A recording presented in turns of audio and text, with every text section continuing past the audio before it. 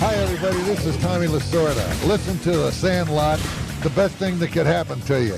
The one constant through all the years, Ray, has been baseball. Are you crying? It's a part of our past, Ray. There's no crying. It reminds us of all that once was good. There's no crying in baseball. Just a bit outside. Baseball will be very, very good to me. It's a simple game. You throw the ball, you hit the ball, you catch the ball. Personally, I think we got hosed on that. The Sandlot Radio Network is on the air. And now, starting pitcher for the Sandlot, former pro player and Major League scout, Ted Howard. This is National League All-Star Justin Upton. Hi, this is Shane Victorino. Hi, this is Albert Pujols. Hi, this is David Wright. It's Derek Jeter of the New York Yankees, and you're listening to The Sandlot. Welcome to the Sandlot Radio Network Down Under podcast. The Sandlot, it's where everybody plays. It's a place of our own. It's our field. It's our neighborhood. It's our team. It's our home. The Sandlot is presented by Terramar Collective and sponsored by the Sandlot Radio Network, Grit Sports Collective, Guzman E. Gomez, and by Freestyle Pools Sydney. You can tune in to The Sandlot every weekend on Sirius XM Radio MLB Network podcast platform and on YouTube, Spotify, SoundCloud, Pandora, Apple Music, and Simplecast. Last week on the Sandlot Radio Network Down Under podcast, we had former Major League pitcher Bill Sampin and former Major League catcher Chris Schneider. This week on the Sandlot Radio Network Down Under podcast, we have one of the best players to ever come out of New South Wales. He's the reason I went to Australia the very first time in 1989. His son Zack is a D1 college baseball pitcher. We have Brian Murphy. We also have Baseball Australia's current CEO, former Major League player from Australia, Glen Willow Williams. We're going to start you out with Brian Murphy. Murph, thanks so much for being a guest on the Sandlot after all these years. Hey, thanks, Tad. It's great to be here, mate. Well, let's talk about the time when you were a little kid and this old open paddock, as you call it. One day they showed up with bulldozers and dirt and just started flattening it out. And next thing you know, there's a ball diamond over there. And it ended up being the home ground. It's called Northmead, and that's where Balcombe Hills has been for, 50 years?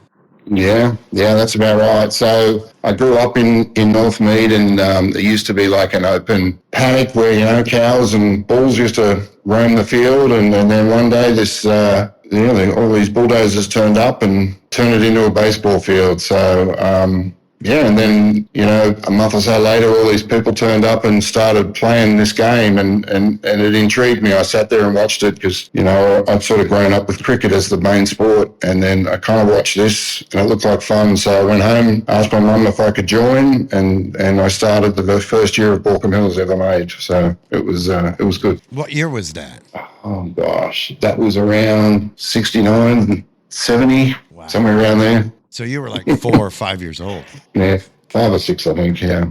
Okay, so started out with Balcombe Hills, and that's a club that everybody knows in New South Wales and around Australia because it's been a powerhouse throughout the history and always had great juniors coming through that stuck around and played for the senior club.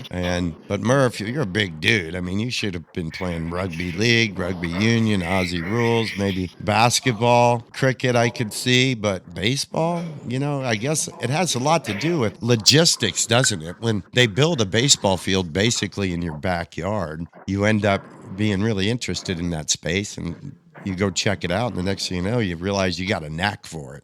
Pretty much. It's just, I guess it was destiny that I was going to play that sport when they build the field right next to where you grow up. So, I played a bit of cricket at school. I mainly played soccer, but a little bit of rugby. I wasn't really allowed to play rugby. My mum was very protective of me when I was younger. So, she said soccer and soccer only, but at school I could play it and she wouldn't know about it. So I played a bit of rugby at school, but soccer was my winter sport and baseball was my summer sport. And baseball ends up being your life, when you think about it. The amount of time you spent at baseball diamonds from the time you're a little kid until today, it's been a big part of Brian Murphy's life. Yeah, it has. It's nearly 60 years of baseball in my entire life. So it's been a good thing, and it's allowed me to travel the world and travel all around Australia, travel around the world. And so I'm very thankful lucky that they built that field right next to where I grew up.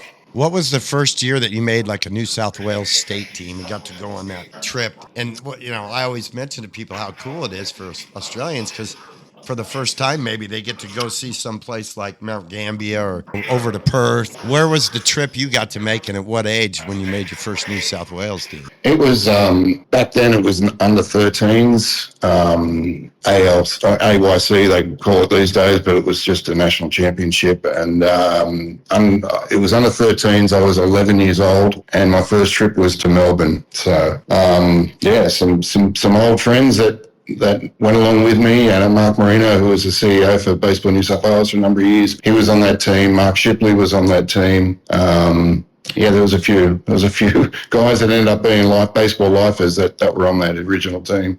And every year from the time you were 11 until you were 17, I'm guessing you played in that national championship series representing New South Wales. So there wasn't just the Melbourne trip. What were some of the other trips you got to make? Because that's 7 or 8 years of getting to go on these national championship trips. Yeah, it's funny, we never played in Sydney the whole time that I grew up. So I had 2 years in under 13. So we did the Melbourne, and then we did Canberra, and then under 15s we did Perth, and then the next year we did Brisbane, and then in under 18s we did. Where did we go? We went to Canberra, and I think we went to Adelaide. So yeah, I got to travel right around the country. For those 6 years that we actually did that. It was good fun. At some point, a guy from the Atlanta Braves ends up in Australia, and he does a workout with a bunch of kids from New South Wales, and he decides he's going to bring a bunch of them to spring training. Let's talk about that experience, what that was like to have, somebody come over and spot a group of kids and then take them to spring training and give them a chance to see what that was all about. Because it didn't necessarily mean you had a contract. It was more like, hey, let's get these guys over there and let's see how they compete. Yeah, a little different for me, but yeah, I was playing for New South Wales in the senior baseball championships for the Claxton Shield, and so that was around Christmas time or just after Christmas. I was playing for New South Wales, and I remember after the game, this gentleman, Rich Poley, approached me and he wanted to work out with me because he thought I had some ability and he wanted to see if I was interested in, going over to the US, which it was not a thing back then. Like there wasn't anybody over there, well, not many. There was, a couple of guys over there. I know Michael Hennessy had been over there the year before, which was 1986. And Phil Dale and a few others that I knew that were over there, but it was just something we never really thought of because it's just not a thing, right? So I was intrigued, and I ended up working out with him for a month or two, and then in early April, he offered me a contract, and so I signed it. And 2 weeks later, I was over at Pirate City in Florida.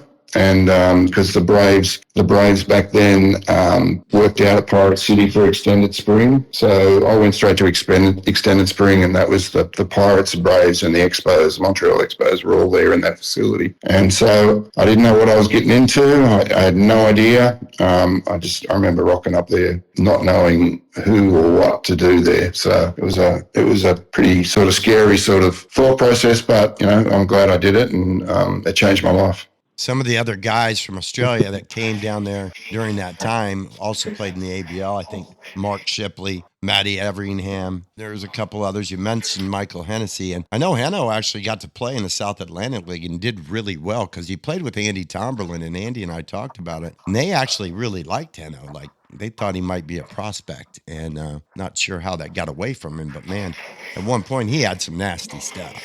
Yeah, he did. I think he went, in 86, he went to Sumter, South Carolina in the South Atlantic League. I think he went 5-0. So he had a really good season. So, yeah, I'm not sure what happened to him after that, but because I went the next year, so I was over there 87. Matty Everingham was there at extended spring training, and that's where we became, lifetime friends from that period that we sort of, helped each other through that process. And then the following year, there was a few other guys that had signed. So 88, I think Mark Shipley was with the Braves. I think there was Russell Haddon, and there was someone else. I can't remember who it was, but yeah. So there was a bunch of. Troy Martin? Well, it could have been. I'm not sure. I can't remember. But yeah, I didn't go to extended spring the next year, so I'm not really sure. I'd actually made a team that spring training, the next spring training, and I was off to Burlington, Iowa that next year in '88. Now, in '89, we end up on a team together out of the crazy coincidence. You know, it was a co-op, so they were getting players from different organizations. I got sent there. You show up, and you're with Gary Wales, who ends up being a friend of both of ours for a really long time. And Gary, he dives for a ball on fourth or fifth ground ball they hit him, and he dislocates his shoulder, so he's out of the comp. Yeah. In the very early going, I don't even think he got to swing the bat before he hurt himself. And then how did you end up on that team? Because Jim Thrift was the manager. I had spent time with him at Winthrop, and so I knew it was going to be a fun season. But let's just tell that story, because that's how we ended up meeting, and eventually that's how I ended up getting to Australia for the very first time. That's correct. So back in Australia, back at that time, so the Claxton Shield was finishing up, and the new ABL was about to start the following year. So I had agreed to play with the Sydney team, which was called the Sydney Metros back then. And so the owner of that team back then, he had been in contact with Jim Thrift. And so, I had been released, and then I'd met a guy over in the Braves organization, which was Chris Keyshock. So he was in Sydney with me at the time, and Gary Wales. So the three of us. So he'd organized through Jim's Thrift that the three of us would come over to that training camp or the tryout camp and try to be on that team, the Peninsula Pilots in the Carolina League. So you end up staying in the hotel for pretty much the whole season, which was a rare thing. We all had housing, but you stayed in the team hotel. Yeah, because they just kept me on and kept telling me that they were going to put me on the roster. So I didn't want to go home and miss that opportunity. But also in the background, though, is where I met my wife. So my wife now of 30 odd years. So we had met. So I was pretty keen to hang around and see how that was going to play out. So I was waiting in the wings, but also I met my wife. So that kept me interested and kept me around. An Aussie and an American, and she's from Virginia. So she's a Southern belle. And it's really cool that you guys met and you hit it off the way you did, and you guys been together for so long, and now you got Zach. I mean, it's a crazy story, really, because if they didn't keep you around, you would have never met them. That's correct, yeah. Absolutely. It's funny how things turn out for a reason, right? So, and then we were, obviously that season finished and went home, and Beth was still in college back then. So we separated for 9 months while she finished her degree, and then she came over to visit Australia for the first time. She decided she'd like it. So at the time she was coming home for 2 months. For 2 years. She was going to live in Australia for 2 years. Then we were going to move back to the US. And here we are 33 years later. We're still here. Well, So it's a pretty good place to be, isn't it, Murph? Yeah, it sure is. And it's, it's not bad for her either. I know where she grew up, and I'd prefer where you're at right now. I know that one. Yeah, it's we're pretty blessed. We're in a nice part of Australia too, so. We are with our Sandlot Radio Network Down Under podcast champion character of the week from the St. George Junior Baseball Association and the Cronulla Sutherland Junior Baseball Association. He's our champ of the week, sponsored by Guzman y Gomez. Hey, buddy, thanks for being a guest on Sandlot. Hello, Ted. Thanks for having me as a guest. Now let's talk about the game you had today. Did you win? No, unfortunately we did draw though. 9-all. 9-all. That's something that we're not used to here in the States, but yes, they do have draws in Australia in baseball. We play through. Yeah. Anyway, the reason I've selected you as the Sandlot Champion Character of the Week, because to me, number one, you're coachable. Come to a couple camps. You've picked up on things. You're willing to try to make it adjustments to improve your baseball game. So that was number one. Honor in the name of Duarte. You are a hardworking baseball kid. You're at the baseball field all the time between playing and coaching. Not only are you playing senior league, but you're also coaching. Is it Little League, or are you coaching the Zuka? Yes, Zuka. Okay. So this is my second year coaching. So he's been playing since what age? Since 5. I was, yeah. Okay, so 5 years old. 8 or 9 years he's been playing the game. And I think it's 11 now. 11. 11 years. And he is also coaching. So that's pretty cool. Having a positive mental attitude, persevering, because, it's a game of failure, isn't it, Danny? And so we have to realize that sometimes we're not going to do that great. And we have to just wear it on the chin and always try our best, right? Yeah, certainly. Danny, what is it about this game of baseball that you love? Well, ever since I was young, I just thought the fact that, it does take a long time to play and get used to. But in the end, you make new friendships, and it's just an exciting sport, always fast-paced, and yeah. That's great. And what about Major League Baseball? Who are the teams that you like and the players that you look up to? Well, the most team that I support would be the Boston Red Sox because of their documentary on Netflix, and just that got me really excited of the Red Sox. But it used to be the Atlanta Braves. Okay. And what about players? What players do you really like? Players, I really like John Duran, the outfielder, and Tristan Casas, the first baseman of the Red Sox. Any other players in the big leagues that aren't from the Red Sox that you like? I'd probably say Chapman, Aroldis Chapman, and Fernando Tatis. Well, Tatis plays with a lot of flair, and Chapman is a left-handed pitcher that throws 100 miles an hour and has for over a decade. So I can see why you'd like him, being a left-hander yourself. And having aspirations to want to be a left-handed pitcher that can go out there and dominate like Chapman. I can see why you'd like that dude. Yeah. Now, you got some characters on that Zuka team of yours. What do you like about coaching them? Just bringing up the new generation of baseball, making them better players than they already were, and just good to get more kids involved and bring this sport to a high level in Australia. Wow, Danny, that's one of the reasons you're our champion character of the week, because you actually think about those kind of things that a lot of kids your age don't, and what's good for the sport itself. And that means you're a team guy, you're a club guy, and you're not such an individual player like a lot of other kids do. So you think about it beyond just yourself. So that's really cool, Danny. Yeah, I try to make sure I get everyone involved with coaching and with playing. He's Danny Duarte. He's our Sandlot Radio Network Down Under podcast champion character of the week, sponsored by Guzman Gomez. Danny, when I see you again, I'll have some really cool Sandlot gear for you, and also a gift certificate to Guzman Gomez. Thank you, Tad. Really appreciate it. We're going to take a quick break. We're going to have more from Brian Murphy when we return to the Sandlot Radio Network Down Under podcast, presented by Terramar Collective. I'm your host, Tad Powers. The Sandlot, it's where everybody plays. Hello, everyone. This is Tony Adamson from Perth, Western Australia. I listen to The Sandlot. I'm a baseballer, Hall of Fame member in the Australian Baseball Federation, West Australian Baseball Hall of Fame, and also the West Australian Sporting Hall of Champions. Happy to be on, and I've really enjoyed it. Thanks, Ted.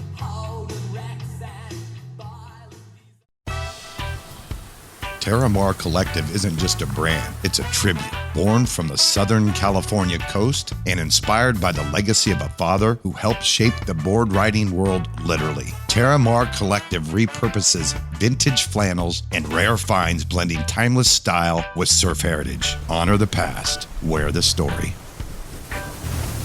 Find us on Instagram at Terramar Collective. GYG has just reinvented the Caesar with our new Caesar salad, Caesar burrito, and Caesar Cali burrito. And I bet you didn't know that Caesar was created in Tijuana, Mexico over 100 years ago by Caesar Cardini. And now we have made the Caesar uniquely GYG. Crunchy Cos lettuce, free-range grilled chicken, or gourmet Caesar dressing, shredded jack cheese, and GYG's corn chips crushed. GYG Caesar, created in Mexico, reinvented by GYG. When it comes to building your dream pool, experience matters. For 33 years, Freestyle Pools Sydney has delivered quality pools that stand the test of time. Brothers Rob and Ben personally manage every job from start to finish, working closely with skilled, reliable tradies who take pride in their work. With regular industry award-winning builds, the quality of Freestyle Pools truly stands out. Experience, craftsmanship, and service you can trust. Freestyle Pools Sydney, built for life.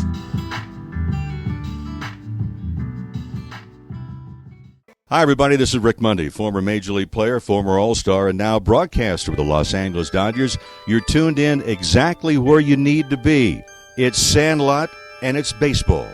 Talking baseball, the man and Bobby Fella, the Scooter, the Barber, and the Duke. They knew them all from Boston to Dubuque. Especially Shohei, Mookie, and the Judge.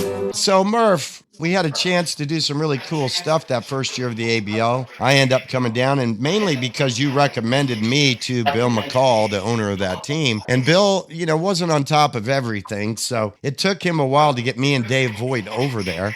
So you guys had already started the season. I think you were 1-8 when we arrived, and so it wasn't going very well. At that time, we were playing at the Sydney Football Stadium, which was a relatively new venue at the time and kind of a centerpiece of athletics in the state. And so we had this venue that really could have been something special, but because it was a rugby field, it had a short right field porch, like short, 240 feet. You would think that there'd be a lot of more home runs hit than there were, but there were some that were real cheap, as you would have to say. But sometimes a guy hit one, it didn't matter.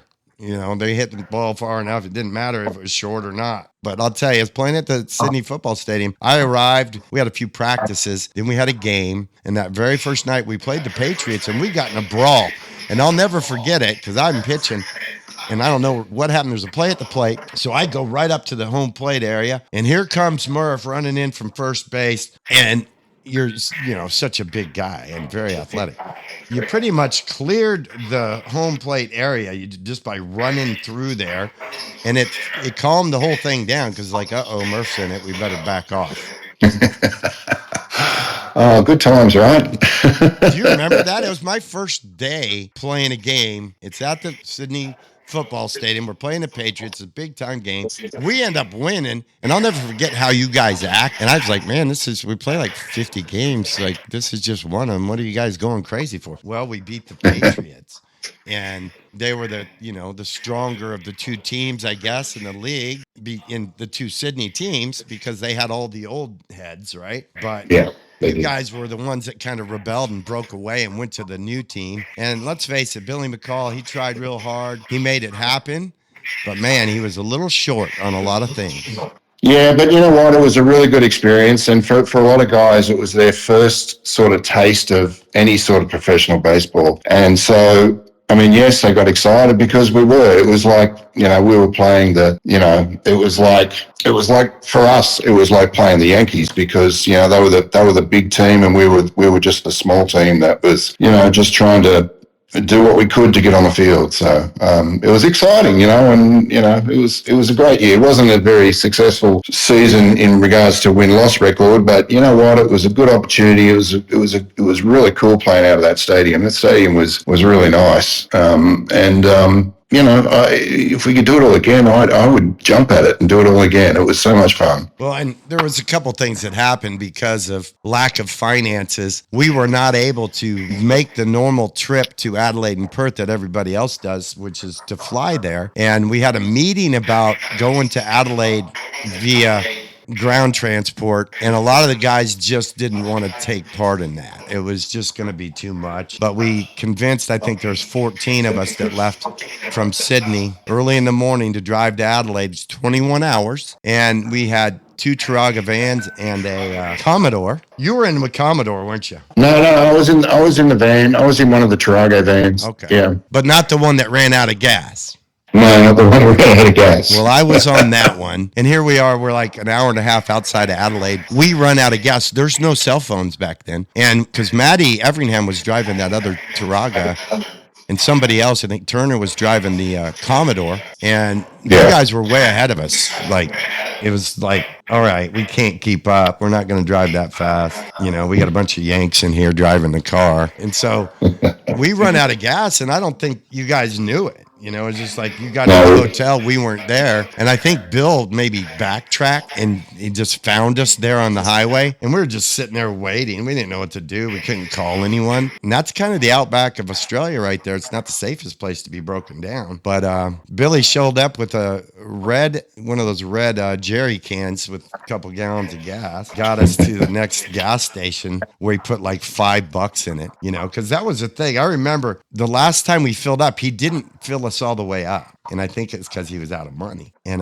he was just hoping that we would make it. And, well, we didn't. So that was the first part of that thing. And what's crazy is we won 2 out of 3 in Adelaide. We played really good baseball. And we went out and partied because we were happy. And we didn't know how we were getting to Perth, so we went out and partied. And it was a late night for a lot of us. And all I remember is him knocking on the door at like 6 a.m. and saying, hey, let's go. And we didn't know where we're going. We just were like, okay, let's go. So we get in the vans and the Commodore. We go to what we think is the airport, and it's the bus stop.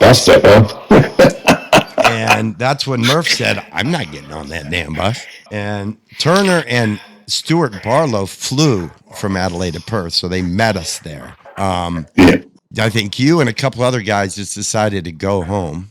Well, I had to go back to work, so I still had an outside job on that, so I had to go back to work. So I'm kind of glad I did, but in the back end of now it's all over. I wish I did because you were part of something pretty special. Well, when you find out that you're on a backpacker bus with 300 people and there's only 11 and you don't have 11 seats in a row, it's just like find a seat. We were spread out. There were some guys that on the upper deck and some on the lower deck. And, they gave us a little explanation. Hey, we're going to go to Perth. It's 36 hours and we're going to stop every 4 hours for 15 minutes and every 8 hours for half an hour. And at that time we'll change bus drivers, so this is what I hear in the very beginning. I'm like, oh my God.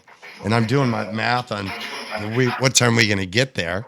And so any delays whatsoever was going to push back us making it, right? They kept a pretty tight schedule, but I think in the end we were like 30 minutes behind schedule. And I convinced that last bus driver to stop in front of Perry Field because he was going to go into town. Into Perth, we were going to have to get taxi cabs back, and we're like 40 minutes away from game time at this point. So the last half an hour I was in his ear, and I just was like, come on, man, you can't not stop. You can't make we just went all this way. We got to play. Come on. And he was not doing it. He was not buying it. We finally get to where you can see Perry Field, and the place is packed. They're having a pre-T-ball game there, and all these people are there.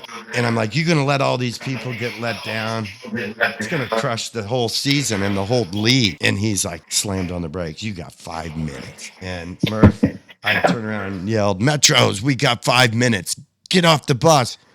Then we had to find all our stuff underneath because you imagine, we had a travel bag and a baseball bag. So everybody had 2 bags and they had to find it amongst everybody else underneath. So we're digging through there, grabbing stuff. And then we got to get across that road, and it's 5 o'clock in Perth, 5:30, and Friday night. So it's a little trafficy, and it was like Frogger across to the middle and then wait and then go again to get across the road and then jump the right field fence because it was too far of a walk to get to the entrance. And I wasn't having it. I was done. I was just like, let's get over this fence and get in the clubhouse, and we got 30 minutes. So I went first, and then one at a time, Bags and the guys started coming over the fence, and I had Tony Adamson on. I hope you heard that one. Did you? Yeah, I did. Okay. And Tony talked about, he's taking BP, and one of the pitchers says, hey, look at these guys. I think it's the Metros. They made it. And then it was just like one after another came over. But only 11 of us. And they had 30, because remember, you could have 30 at a home game, and you only played 20. Yeah. You could have 30. They had all 30 all dressed out, and we got 11. And Bill's one of them, one of the 11. And I don't know if you know this, but so I started in right field. Troy pitched the first 3 and a third or something, and I came in from right field and pitched the rest of the game. Bill had an at-bat in that game, because at some point we were just done. We had nobody else. And he had to take an at-bat. He did it in those black shoes, his shoes. Dress shoes, right? Yeah, the dress shoes. He took the at-bat in those shoes. And he punched out on 4 pitches, I think. And it was a big-time embarrassment to have him do that. But I think it was a thing he had to do. Like, he was like, I'm going to go up there. I think he thought he was going to hit a home run. Well, now we got a story, right? Yeah, and Perth, they swept us. We played pretty good in that first game. I think they beat us 5-2, and then they just killed us the second 2 games because we had no pitching. So don't go away. We have more from Brian Murphy right here on the Sandlot Radio Network Down Under podcast when we return. I'm your host, Tad Powers. The Sandlot is presented by Terramar Collective. Hey, Bill Sampson, former Major League player, now have the opportunity to continue to help the youth of the Midwest with Sam's Hack Shack and Canes Midwest, and I listen to the Sandlot broadcast. GYG has just reinvented the Caesar with our new Caesar salad, Caesar burrito, and Caesar Cali burrito. And I bet you didn't know that Caesar was created in Tijuana, Mexico over 100 years ago by Caesar Cardini. And now we have made the Caesar uniquely GYG. Crunchy Cos lettuce, free-range grilled chicken, or gourmet Caesar dressing, shredded jack cheese, and GYG's corn chips crushed. GYG Caesar, created in Mexico, reinvented by GYG. When it comes to building your dream pool, experience matters. For 33 years, Freestyle Pools Sydney has delivered quality pools that stand the test of time. Brothers Rob and Ben personally manage every job from start to finish, working closely with skilled, reliable tradies who take pride in their work. With regular industry award-winning builds, the quality of Freestyle Pools truly stands out. Experience, craftsmanship, and service you can trust. Freestyle Pools Sydney, built for life.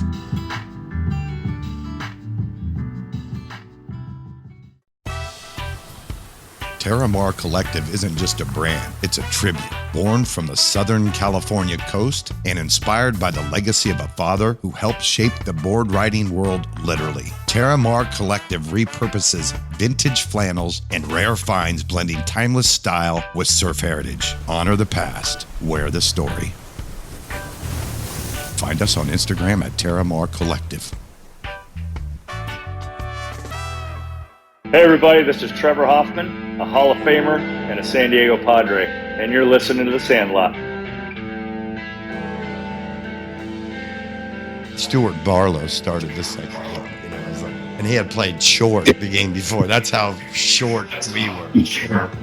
Yeah. I gotta say, it was a great experience, just to do something that extreme and for the good of the game, because first year the season, if you cancel games, or MLB sending players back there, if the season gets cut short, it's the first year we got some players over there and it got cut short because teams couldn't finance their own. Yeah. Well, because we made that trip, the league went on for 10 years. Then we had the International Baseball League Australia, owned by David Nielsen, the only guy that ever made money off of baseball in Australia. Then another 10 years with the new ABL, and owned by ABF and ABL and MLB, and now it's back to the old format, and guys just trying to do something that's good for the sport, but they're never going to make any money. And they do it as long as they can until they realize that they're losing a lot of money. Yeah, pretty much. So just backtracking back to that trip, right? So, the cool thing about that is that you guys got a Guinness Book of Records for doing that, right? So that is pretty cool. So, the longest road trip by a professional sports team is amazing. It is. And if you look at the whole trip, it's 57 hours between going from Sydney to Adelaide to Perth.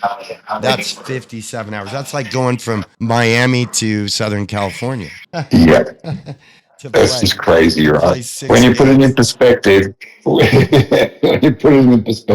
that, it's like crazy. So people really should not be whinging about a 12-hour drive.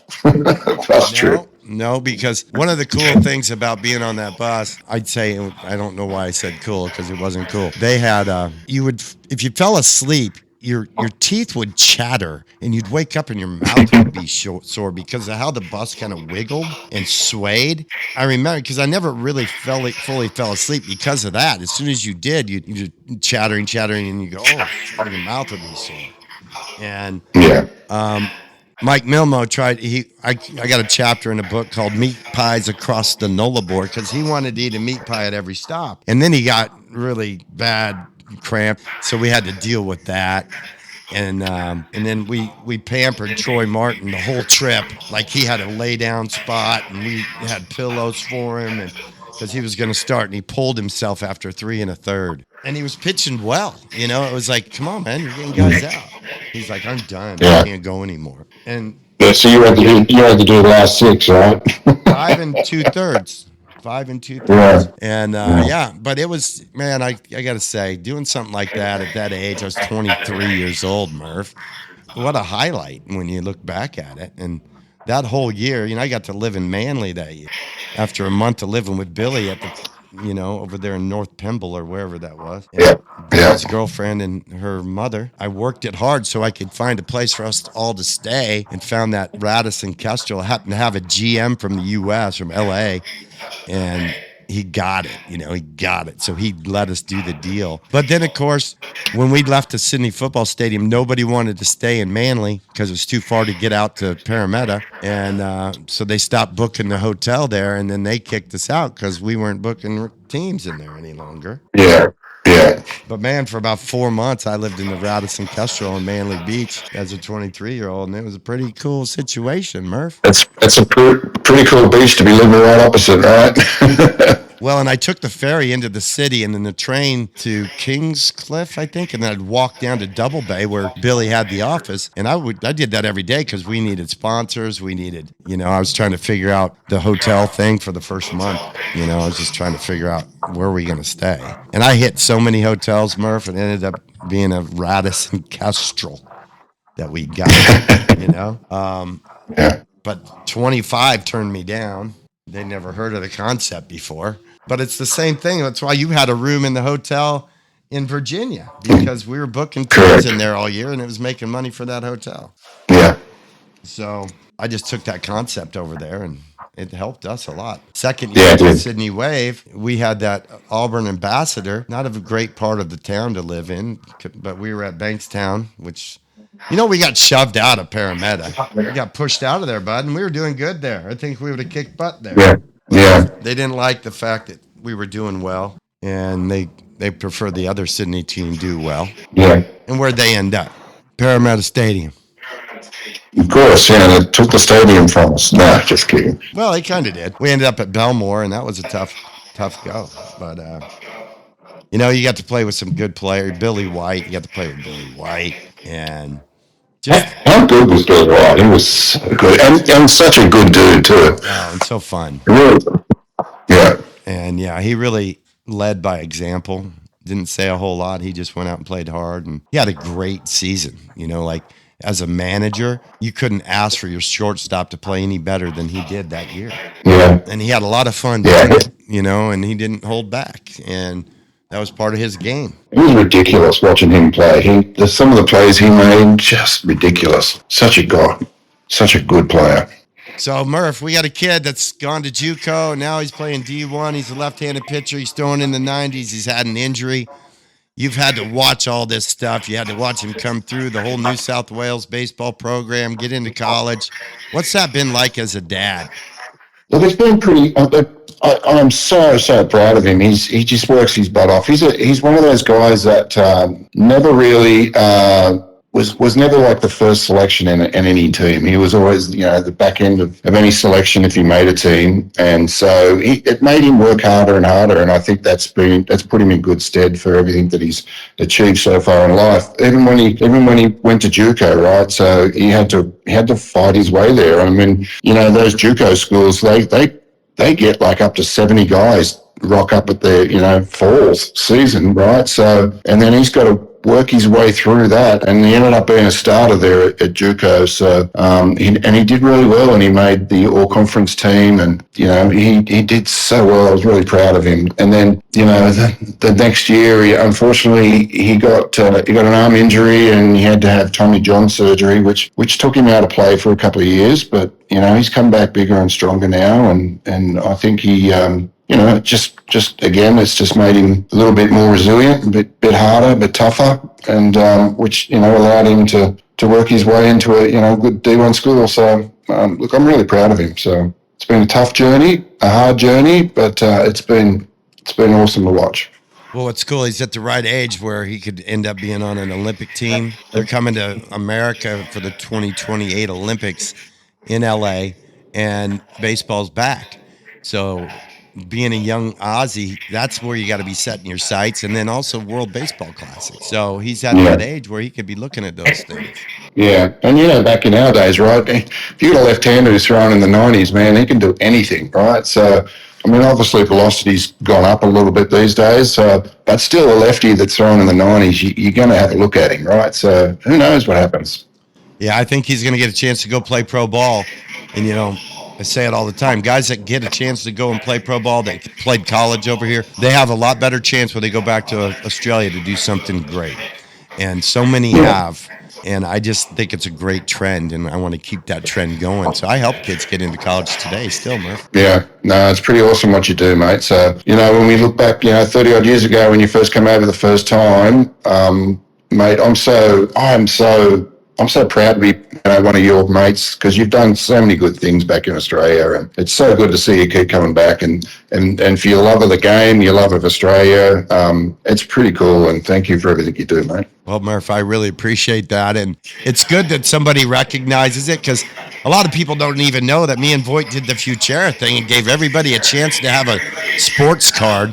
And it wasn't just baseball. We ended up doing all those sports. And, Futura was a cool thing for a lot of people, especially 30 years later when you can get your own cards. You still have a card and you got grandkids. That's pretty cool. Yes, it is.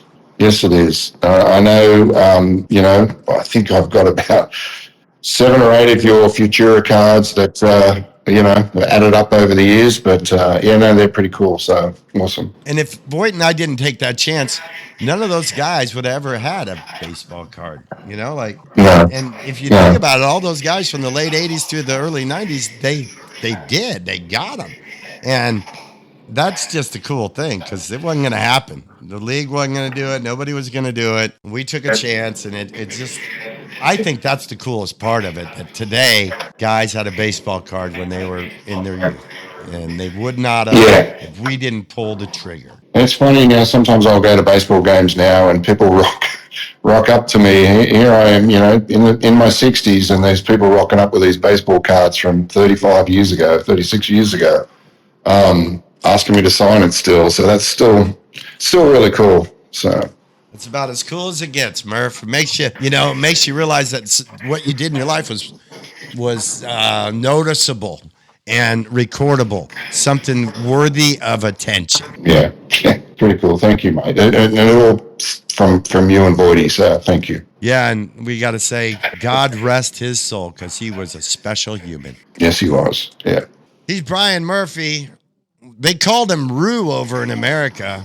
I think in the States, they just call him Murph. I mean, in Australia, they just call him Murph. But he played in the ABL forever, coached in the ABL. He's done so much for baseball, for New South Wales and Australia baseball.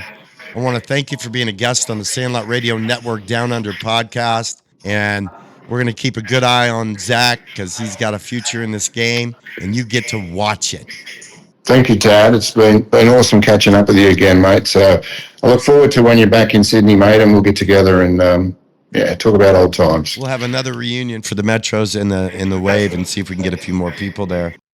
Thanks again to Brian Murphy for being a guest on the Sandlot Radio Network Down Under podcast. Don't go away. We have the CEO of Baseball Australia, Glen Williams, when we return to the Sandlot. I'm your host, Tad Powers. The Sandlot is presented by Terra Mar Collective.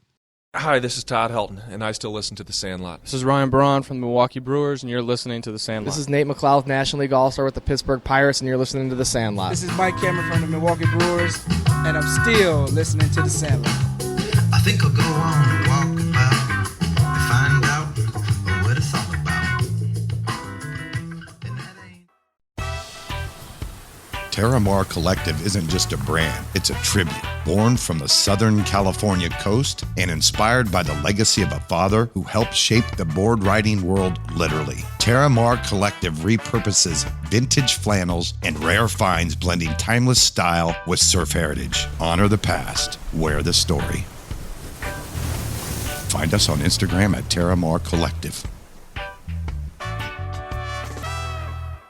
GYG has just reinvented the Caesar with our new Caesar salad, Caesar burrito, and Caesar Cali burrito. And I bet you didn't know that Caesar was created in Tijuana, Mexico over 100 years ago by Caesar Cardini. And now we have made the Caesar uniquely GYG.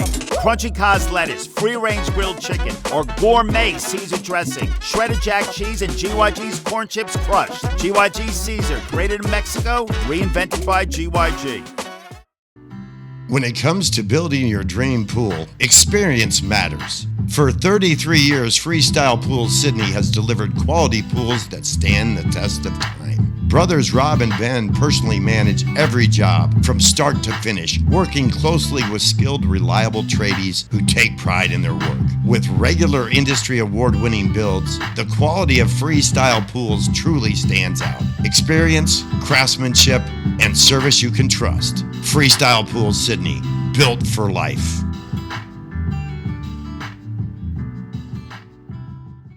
It was pretty much decided for me to play baseball when I was born. The Sandlot's where it all starts, doesn't it? I wasn't big than everybody. I just threw harder. It doesn't take any talent to hustle. If you don't pull for the Dodgers, there's a good chance you may not get into heaven. Something happening here. What it is. Welcome to the Sandlot. We're with Glen Williams. Glen is a former Major League player. Now he's the CEO of Basebal Australia. I almost said Baseball America. And Glen, I just want to thank you so much for being a Sandlot guest once again. This on the Sandlot Radio Network Down Under podcast version. Good to be here, Tad. Good to see you online here and good to be on the show. One of our longtime good mates is going to be on this show with you, Brian Murphy. And I just interviewed Brian yesterday and talking about young Zach, who's one of the up-and-comers in the Australian program. And what's cool about Murph's young son is that he went to play JUCO in America for a coach that was an Australian. And I think that's a really cool thing that there is Tomo, and now Phil Brassington out in Southern California has a program he's involved with. So we're going to see more Aussie coaches at the college level, and I think David Nielsen might even be coaching a college program. Is that right? Yeah, look, David's the growth in Australians in various roles around the world has been great. It's part of the evolution of our game. So great to see Australians involved in coaching programs, whether it's in college or professional baseball. We've got some great coaches that are like coaching the big league level. You know, Alan D.C. McGill and Michael Collins has been there. Andy Graham with the Tigers for a number of years. Like coaches that are within those systems, Chris Adamson, Tyler Anderson, and the list goes on. But there's also people from, player development perspectives. So whether they're in scouting or front office roles, but now we're seeing a lot of, people in sports science roles across professional baseball as well. So it's great to be able to see a bunch of Australians getting coaching gigs in college baseball. David, who's, legend of our sport, MLB All-Star and 10-year MLB veteran, is based in the US now. So he's the athletic director for a high school in Alabama, and it works out really well for us. So a lot of our young playing cohort for Team Australia are based in the US. A bunch of kids in college, bunch of guys in professional baseball. So an opportunity for him to be able to connect with those guys when he's over in the US. So great blast from the past. It sounds intriguing. I look forward to hear what Murph has to say on the show. And I remember when Zach was born. So it's ironic to think that now he's a young man over there plying his trade and doing what his dad did a long time ago. So Murph's a great guy, legend of our sport. So great that he's on the show. And time does fly because you mentioned the birth of Zach, who's now, I think a college senior. My relationship with you goes back to when you were young enough to be a bat boy. And before you started really, you probably were playing for the state team at that time, but it's when you just were starting to blossom as a baseball player. But let's turn it back a little further to the beginning, because your dad, Gary, played for Team Australia numerous years and represented New South Wales. So he was a huge name in the game of baseball. And so you were running around baseball diamonds like Auburn and Cronulla and all that kind of thing from the time you were in diapers. Yeah, look, it was part of my life for as long as I can remember. So dad getting a chance to play for New South Wales for a number of years, played for Australia, played locally, and my childhood was growing up around baseball. I spent a lot of time at Petersham during the winter times there, and then also through the original version of the ABL. So a chance to be around the game for a long time, a chance to form some really, really long lifetime friendships and get a chance to be able to see some great players come through when I was a young man. So I always loved being around it. I enjoyed doing the bat boy thing because I could be in and around the players, and see it all up close. So yeah, couldn't think of anything more perfect for my childhood as someone who loved baseball to be able to do all of those things. One memory that I have of you being a bat boy for the Sydney Wave, Billy White took a liking to you because he could see that you had a lot of skills for a kid your age, and you were like progressed. Even in relation to some of the guys on our team, even though you were younger, you still had skills that were probably better than some of the guys on our ABL team. And he recognized that. And we had this toe sling thing. Remember the little thing that we could shoot the ball up into the air a mile high? And we had a little competition, and you caught, I don't know how many in a row, and that was a hard ball to catch because it was a knuckleball, and because there was no rotation on the ball, it was just getting slung into the air. Do you remember that out there behind shortstop catching pop-ups that literally they'd almost go out of sight, and then you'd have to pick it back up, and you just stay under it and catch it? I don't specifically remember that, but I do remember guys like Billy White, coming in, some of the guys like yourself and some of the import players that used to come in the ABL, and they were always, loving being part of the team here in Australia. They always integrated really, really well with the Australian guys. So I had the opportunity to get the best of both worlds, I suppose. So having, some of my local heroes that I grew up with, like, Brian Murphy and, the Mark Shipleys of the world, on those teams, and then across to some of the import guys that came in. So I was really looking back on it, feel really, really fortunate that I was included in that to the level that I was, and it probably is a credit to the guys who actually came down, that they wanted to make sure that everyone felt part of it. So I was a 12, 13, 14-year-old kid in those days, in and around some professional players. So again, a great part of my learning and a really exciting part of my childhood. And it led to you getting exposure through New South Wales baseball. You played for the state team.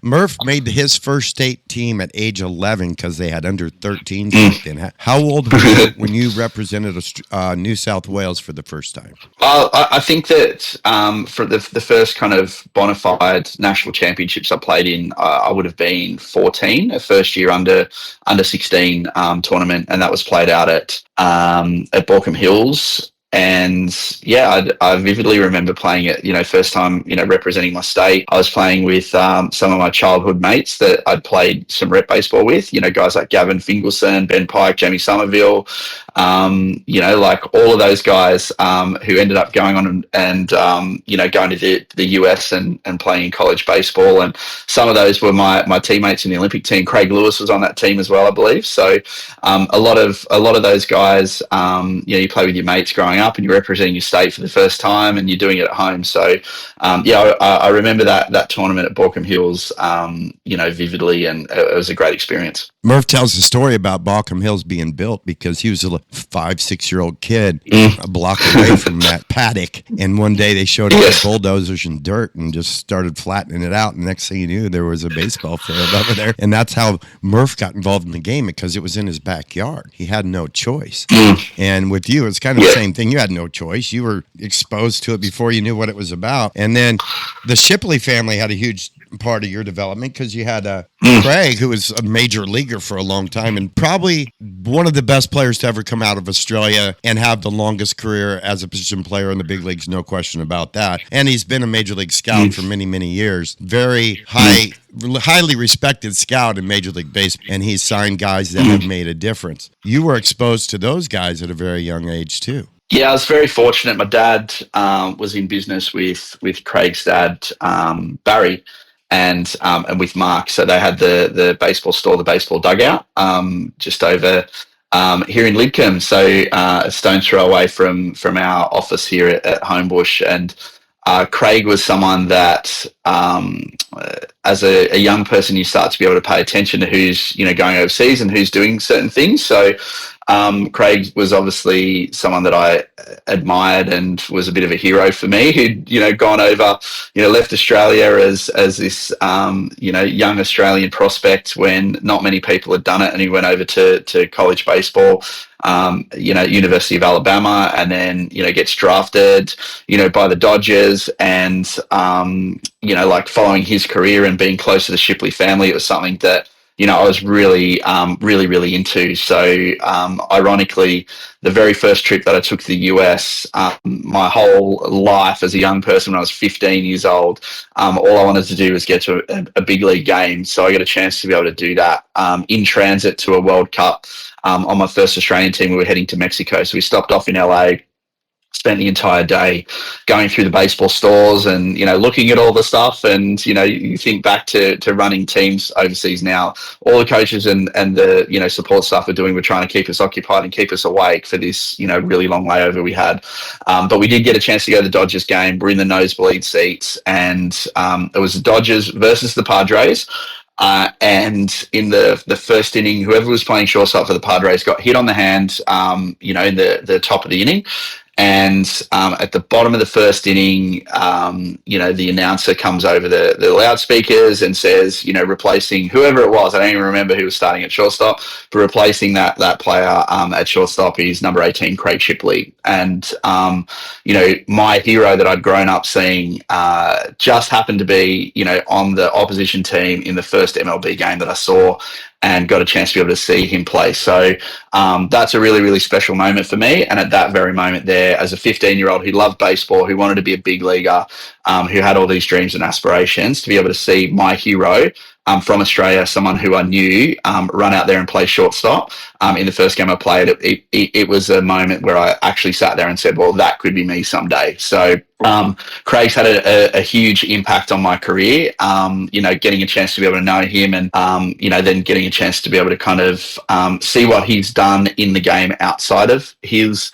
playing career. I think people often forget how good his playing career was and how impactful that was for Australian baseball. But what he's done off the field in terms of, his scouting expertise and the impact he's had on the organisations that he's been with post his playing career has been equally impactful. And I think that, the players that have had a chance to go on and play in the major leagues after him, owe a lot to his impact, but also the people that have had roles in scouting and coaching and front office roles post that, probably feel the same about the impact that Craig's had on international baseball and the pathway that he's set for Australians. And it's great that he gets to sign him if he likes him too, because he's a scout. One of the things that I wanted to point out is that catalysts have always determined the direction of baseball in Australia. That catalyst that night for you watching him play, that was a catalyst for Glen Williams. Glen Williams went on to be a catalyst to bring scouts from America to Australia, because when you signed, it really did open the door for all the other organizations to get active in Australia. And because you have that national tournament, it's the perfect opportunity for scouts to come over and see the best players all at one time over 2 weeks. Usually it was 2 different locations, because you'd go to under 16s and to under 18s and get a chance to see the best players in Australia. And because of you getting signed by the Braves, every club brought scouts to Australia for that tournament. And some had permanent guys, and a lot of Australians got scouting jobs and still have them today from that 1992 signing of Glen Williams. Yeah, look, I think that I was one piece of that. I think, but I was fortunate to be on the wave of Australians. We talked about Craig being impactful, but for David Nielsen, Graham Lloyd, Mark Eddles to start to emerge in the big leagues in the early 90s and do what they were doing for Australian baseball, there was more Australian players signing at the time. So I recall like guys from Sydney like Craig Stone who'd signed and gone over, and there's all these Kingman. Young, Brendan Kingman, all these young Australian guys that have started to go over there. So I think that there was multiple factors to it. So a lot of kind of young Australians going over, making an impact in minor league baseball, then Australians getting to the big leagues, and what that did was people started to take real notice. Where I was fortunate as well is I got a chance to be seen at tournaments here in Australia. I had a chance to be seen in that tournament in Mexico, and then prior to me turning 16, Mum and Dad wanted to make sure that they were comfortable with putting a 16-year-old on the plane to go and play professional baseball. So we took a trip to the US and we visited a few different MLB cities. met with the front office people. I had workouts there. We went to a bunch of spring training complexes in Florida. So a chance for me to be able to see whether it's something that I really wanted to do, and I was convinced that I wanted to do it, but whether mum and dad were going to be comfortable with me going. And at the same time, I got a chance to be able to work out alongside of professional players and a chance for front office people to see me play. So there was a lot of elements to things happening in my signing. When you look back in reflecting back on it, that put me in a really fortunate position, and there was a lot of interest in me signing. So obviously when I did sign, it was a big deal, and it really shone a light on Australian baseball, but it was one part of something that was way broader, with a lot of Australians making an impact and a bit of momentum. So it was exciting times, and I really, really enjoyed obviously signing my contract and getting my professional career started. Thanks for listening to the Sandlot Radio Network Down Under Podcast, episode number 8. I want to thank today's guest on the Sandlot Radio Network Down Under Podcast, former Major League player, a 400-plus lifetime hitter in the Major Leagues, has a lifetime hitting streak that never ended, CEO of Baseball Australia, Glen Williams. We also had Big Roo Murph, ABL Hall of Famer Brian Murphy. Remember, you can listen to the Sandlot Radio Network Down Under Podcast every weekend on Sirius XM Radio MLB Network podcast platform, and on YouTube, Spotify, SoundCloud, Pandora, Apple Music, and Simplecast. Please explore the Sandlot Radio Network Facebook and Instagram pages for video content with the Major League players. Also, check out SandlotRadioNetwork.com, our website, for photos and reels from our long history of covering everything from the Sandlot to the big leagues. The Sandlot has been presented by Terramar Collective and sponsored by the Sandlot Radio Network, Grit Sports Collective, Guzman E. Gomez, GYG, the best Mexican in Australia, and Freestyle Pools Sydney, pools that withstand the test of time. The Sandlot, it's where everybody plays. It's a place of our own. It's our field. It's our neighborhood. It's our team. It's our home. I'm your host, Tad Powers. Damn it! Who typed a question mark on the teleprompter? For the last time, anything you put on that prompter, Burgundy will read. Is this heaven? It's Iowa. Is there a heaven? Oh, yeah. It's the place dreams come true.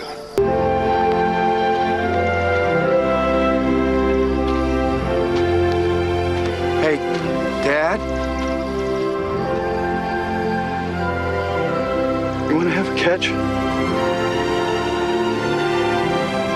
I'd like that.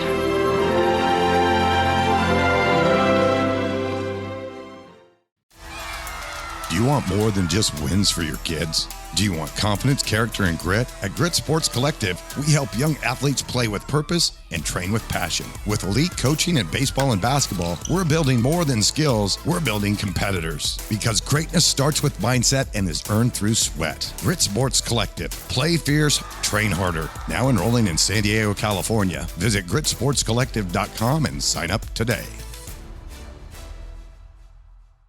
GYG has just reinvented the Caesar with our new Caesar salad, Caesar burrito, and Caesar Cali burrito. And I bet you didn't know that Caesar was created in Tijuana, Mexico over 100 years ago by Caesar Cardini. And now we have made the Caesar uniquely GYG.